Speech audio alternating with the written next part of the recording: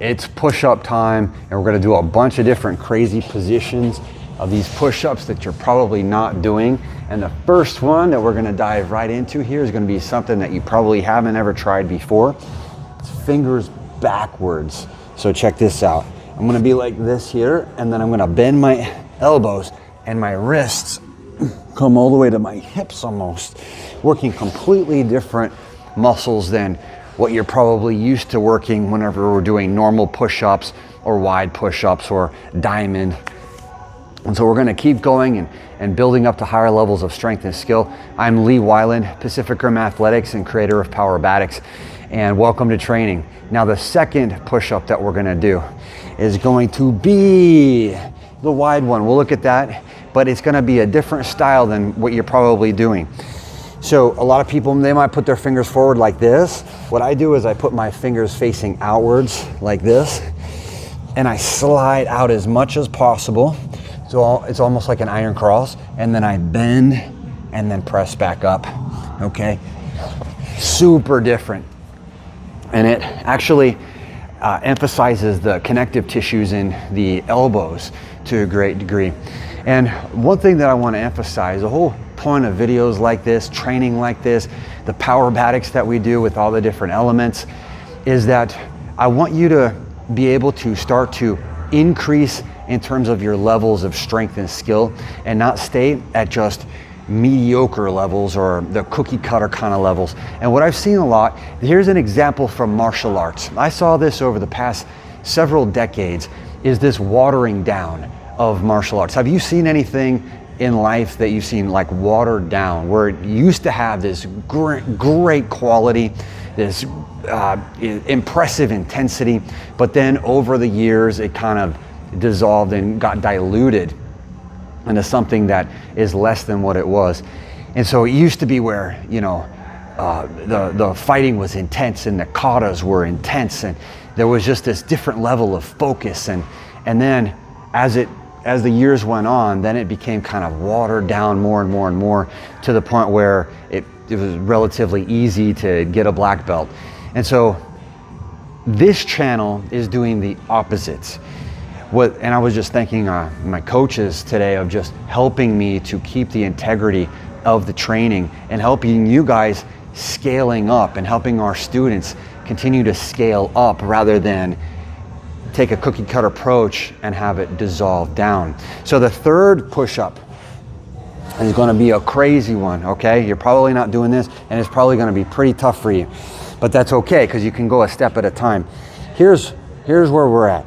We want to have the back of the wrist like this, and then we go up, and then we're pushing up on the back of our wrists, building connective tissue strength, joint mobility, wrist health.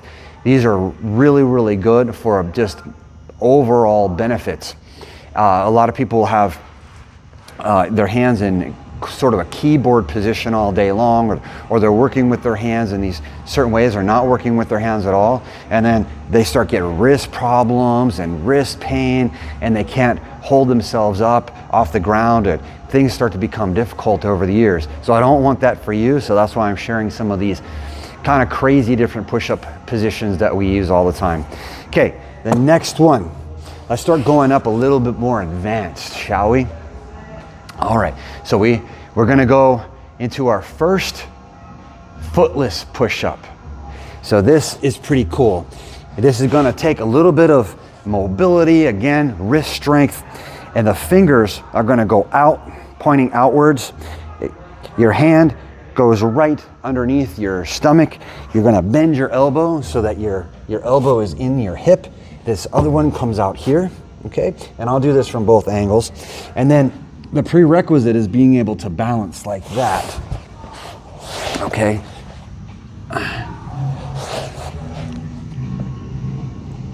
And whenever we're in that position, we can start doing footless push-ups, which are a lot of fun. So here we go, like this.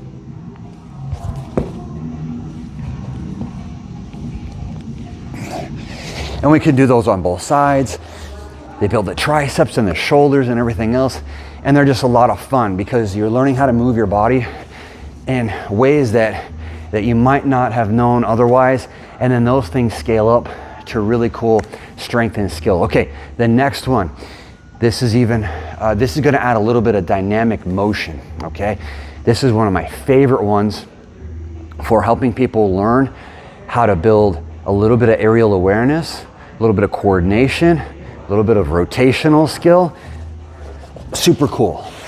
So my hands are down like this here, and I'm gonna lift one off of the ground, and then I come over, but without putting my hand down, I'm actually gonna go airborne and then push up, okay? Like that, and that's gonna lead to the next one that's coming up. But again, the whole idea is to challenge yourself and push your comfort zone out and out and out to the point where you've got total body mastery and holistic strength and skill. And yeah, some of these things might seem a little difficult, or they might seem like basics to you.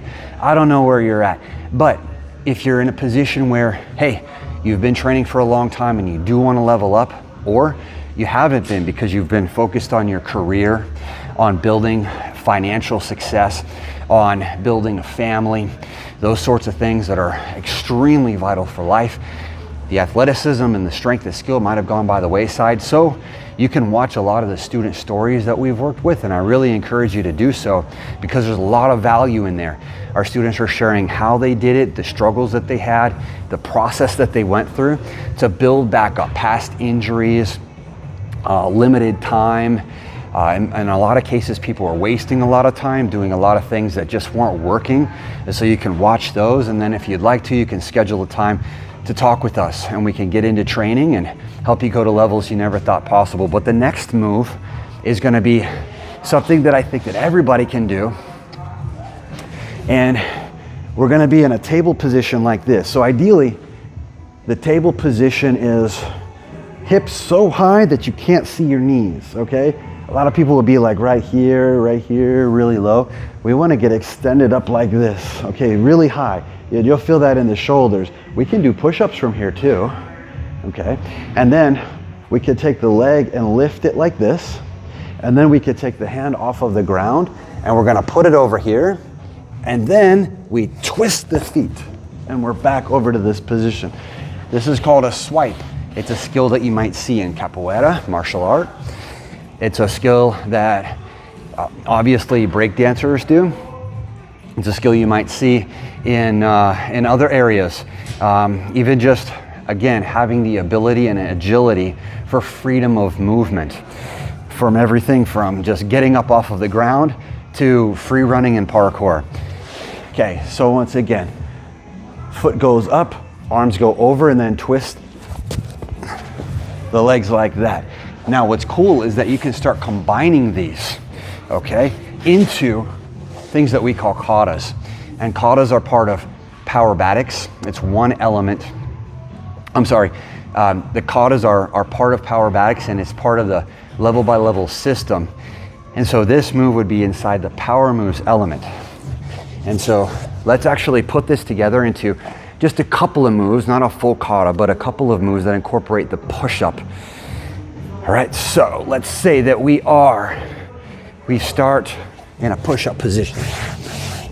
Boom. Then we'll take this foot, step through, switch the leg, turn it over, come back to here, push up. Okay, boom, boom, and push up. For reps, or we can add more and more and more skill on top of that and make it a full-blown kata. And then that's where everything is getting worked. Your cardio, your flexibility, mobility, strength. Here's where a lot of people will get injured and they don't realize it, is whenever you add speed to something. So you're gonna get setbacks, and it's gonna be frustrating whenever you're trying to apply speed to your training. For example, if you're playing sports on the weekend warrior style, but you haven't been accustomed to those levels of forces, that's where weak links are kind of blown out, okay? The reason is because the flexibility isn't there. The strength obviously can't come in to an area that has no flexibility or range of motion. And so that's a compromised area. And speed is something that reveals that in an instant.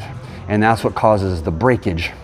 And so again, building these transitional skills, push-ups like these from these different angles, combining them into katas, and so on and so forth. So you have the flexibility, mobility, strength, adding the speed, building in the skill, taxing your cardio, and just elevating everything, coordination, even mindset. Everything becomes positive as you're growing and you're stepping up level by level by level.